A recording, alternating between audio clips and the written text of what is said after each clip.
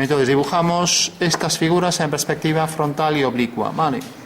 Entonces, si por ejemplo recordamos en el espacio el plano de cuadro PC, el plano geometral, plano del suelo, intersección de los dos planos, línea de tierra, altura del punto de vista, línea de horizonte, posición del punto de vista V, ¿vale?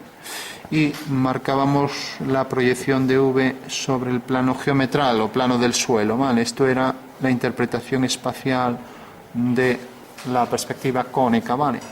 Bueno, por último empezábamos a dibujar el cuadrado y del cuadrado pasábamos al prisma y del prisma a las figuras que se inscribieran en él, cono, cilindro, las que fueran, ¿vale? Entonces empecemos por el cuadrado frontal, ¿vale? Por ejemplo este, por aquí, ¿no? Entonces dibujábamos visto desde arriba la figura. Entonces visto desde arriba, por ejemplo, tenemos este cubo, ¿vale? Entonces marcamos esta línea, que es la línea del PC, esta es la línea del horizonte. Entonces marcamos la línea del PC, marcamos esta línea, la proyección de V sobre el cuadro. ¿Alguien sabe el nombre que tenía este punto? Es un punto de fuga de estas líneas que se llama principal, ¿vale? Bueno, entonces marcamos PV aquí. Entonces lo dibujábamos en planta y ahora colocábamos la figura. En este caso la figura está aquí, con lo cual ya si hacemos esto tendremos la perspectiva del cuadrado. Creo que este es el tamaño. Bueno, mira qué fácil nos lo ponen. O sea, tenemos ahí ese cuadrado, ¿vale? Bueno, pues la forma de hacerlo, recordad, hacíamos la perspectiva de estas dos líneas, de la línea AB. Y entonces al representar ahora el alzado de esto teníamos estas dos líneas, la línea de tierra y la línea del horizonte, línea de tierra y línea del horizonte, ambas paralelas, H. Bueno. Y ahora entonces teníamos que la traza de A y traza de B eran estas que subíamos aquí, mientras que la fuga de estas líneas era esta que subíamos con una ortogonal aquí. Teníamos entonces que la perspectiva de esas dos líneas eran esta y esta. Bueno, os acordáis de todo esto, ¿no? Esto lo llevamos haciendo toda la vida. Bueno, entonces, por último, para detectar la lejanía de este segmento, simplemente podíamos hacer una línea que pasara por ese punto y saliera de uno conocido. Por ejemplo, este. Pues esta línea, como es un cuadrado, pues era una línea 45. Hago una paralela. Si tuviera otro ángulo, daría igual, ¿no? Entonces, tengo aquí su fuga.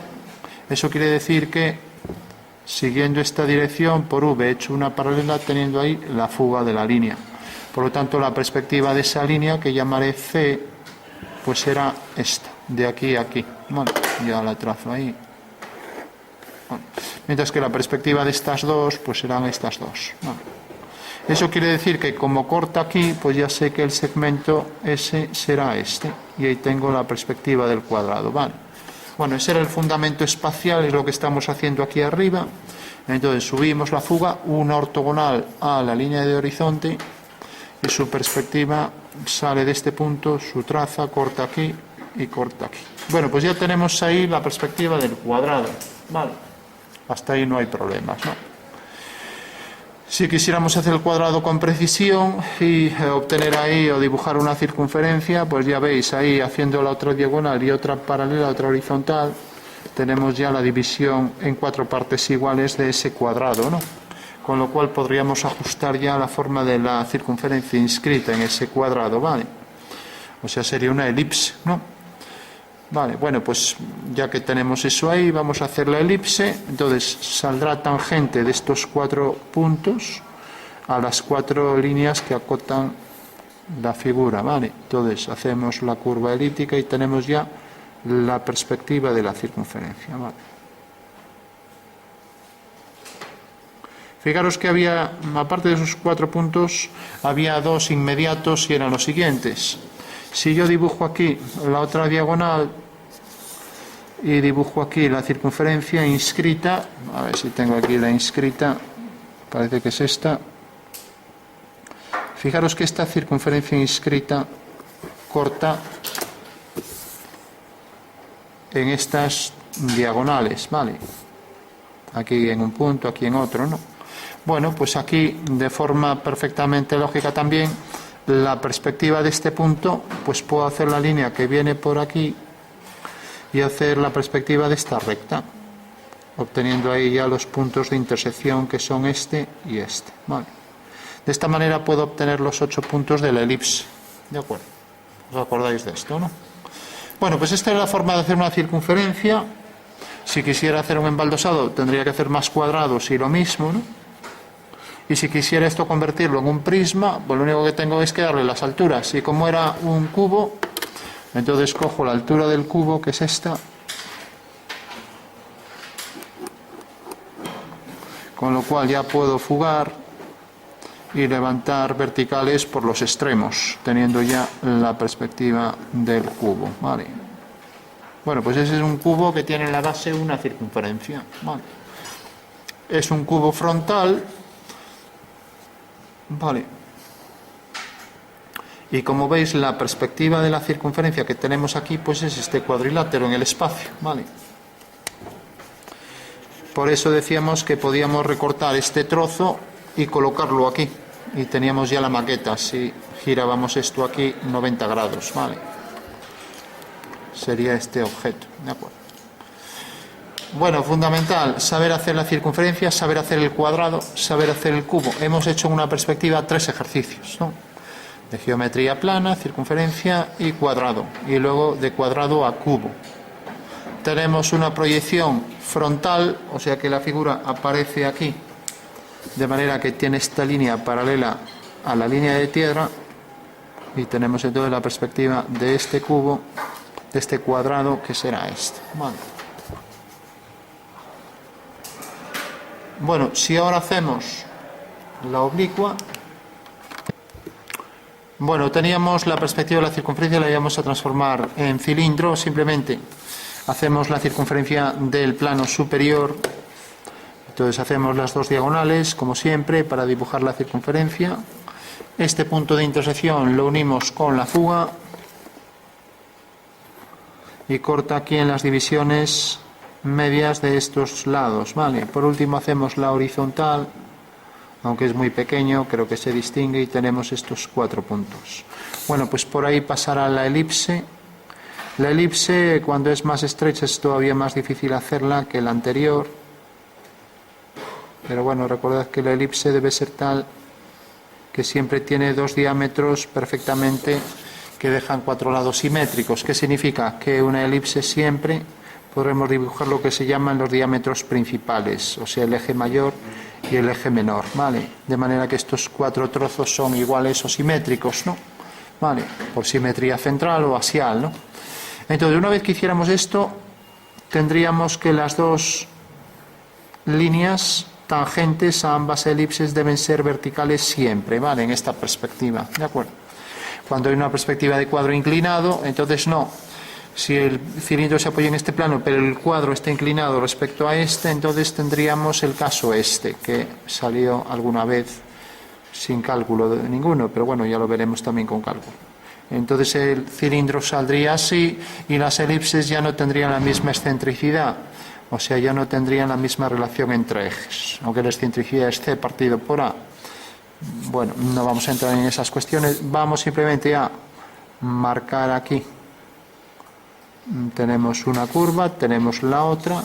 En este caso también son de distinta excentricidad, pero lo que sí tenemos que la anchura que acota la longitud de las dos en anchura, o sea, el contorno del cilindro viene definido por 2 líneas en vertical. La única posibilidad de que las dos elipses fueran idénticas es hacerlas en asonometría, en caballera, en militar, por ejemplo, ¿no? Entonces sí que se mantendrían con ejes idénticos proporcionales, o si son de distinto tamaño, o idénticos si son de igual tamaño. Bueno, tenemos esto, entonces ya podemos hacer las sombras, ¿no? Fijaros que esto es una diagonal. Ahora voy a hacer que, por ejemplo, la sombra de la figura pues caiga, por ejemplo, vamos a hacer, en vez de, para que nadie se confunda con esta línea, pues vamos a hacer que, por ejemplo, la sombra del eje vertical, para que quede más claro, decimos que, por ejemplo, es esta. ¿De acuerdo? O sea, el eje vertical, si hiciéramos la sombra de esta línea, pues ese eje se proyectaría según esta línea, ¿no? Bueno, eso quiere decir que ahora lo que necesitamos también es la sombra del punto superior, ¿no?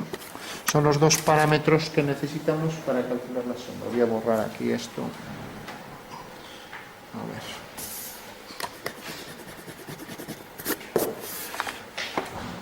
Bueno, entonces, si por ejemplo cojo y digo, hago una... También lo podríamos hacer al revés, en vez de bajarlo, ponerlo por encima. Lo que pasa que habría que ponerlo muy por encima, pues si lo pongo aquí, va a quedar aquí a lo lejos, ¿no? Va a quedar muy lejos y no sale. Entonces, bueno, es más fácil hacerlo aquí debajo, así. Entonces hago aquí la vertical. Recordad que el hecho de que esto caiga por debajo del horizonte significa que el sol está detrás de nosotros, ¿vale? ¿Entendéis eso, no? Bueno, entonces ya tenemos la sombra de este punto del centro de la cara superior, que es este, ¿vale? Tenemos la sombra de una vertical, ponemos aquí la fuga de las sombras de las verticales, y el rayo de sol, la fuga de los rayos solares, ¿vale? Siempre tenemos esos dos puntos en una vertical, ¿vale? Bueno, pues una vez que tenemos esto, para hacerlo con precisión deberíamos hacer la caja entera, la sombra del cubo, ¿no?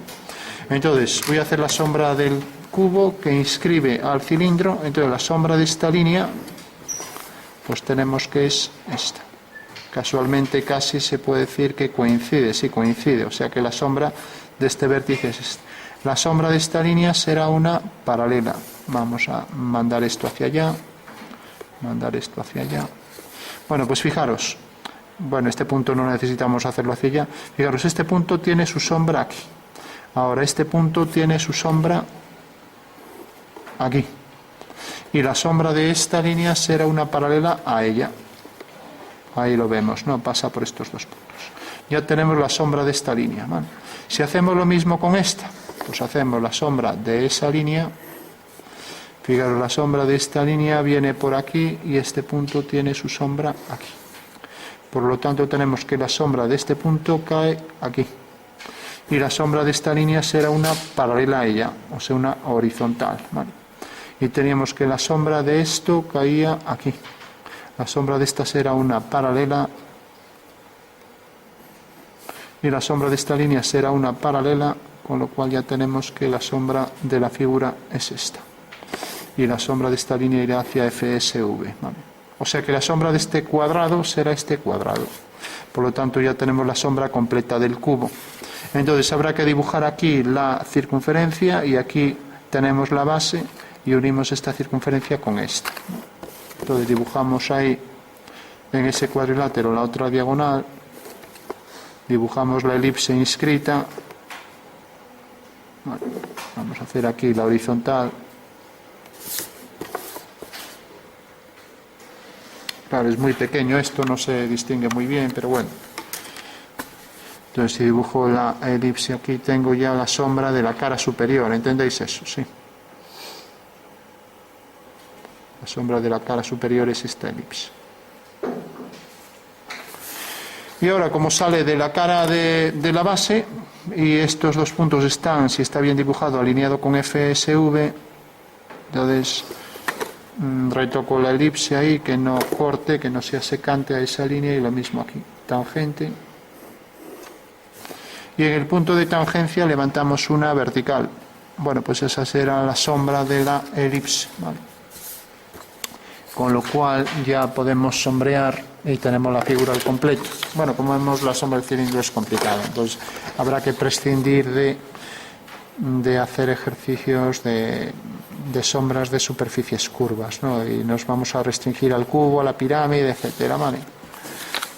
Entonces haremos aquí la sombra propia del objeto y la sombra que proyecta sobre el suelo.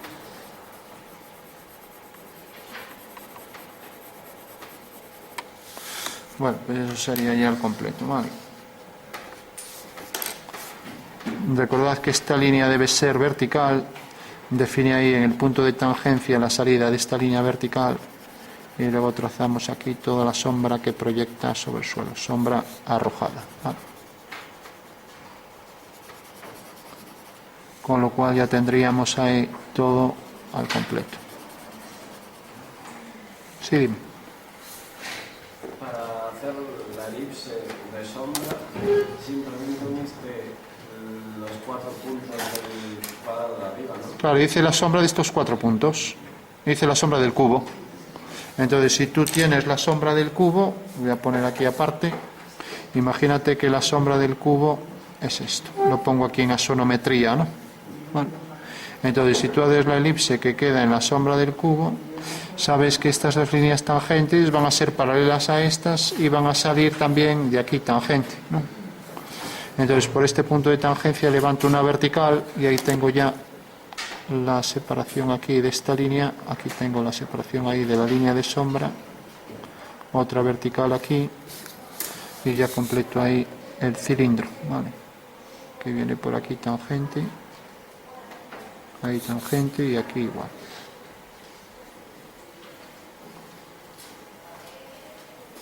Bueno, pues ahí tenemos ya